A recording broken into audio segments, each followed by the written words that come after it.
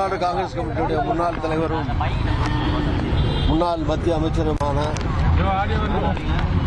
இப்போது ஈரோடு தொகுதியுடைய சட்டமன்ற உறுப்பினராக இருக்கக்கூடிய சகோதரர் ஈ.வி.கே. இளங்கோவன் அவர்களை மருத்துவமனையில் பார்த்தேன்.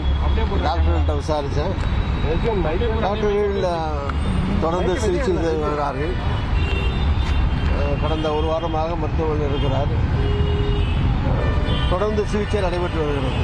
நான்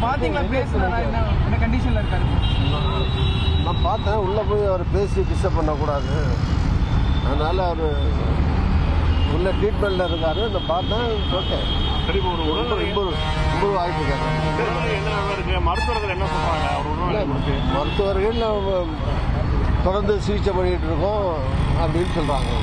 ஓகே, சரி. இவரை பார்க்கறதுக்கு காங்கிரஸ் மேலிட்டு வந்து யாராவது வரது வாய்ப்பு?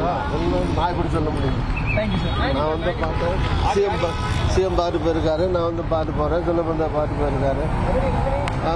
ட்ரீட்மெண்ட்டில் இருக்கார். கடவுளை பிரார்த்தனை பண்ணுறேன், நல்லபடியாக வந்துடுவார்னு நினைக்கிறேன். ஏன்னா அடிக்கடி அவர் ஹாஸ்பிட்டலில் வந்து சிகிச்சை பெற்று பல தடவை திரும்பி எழுந்து வந்திருக்காரு.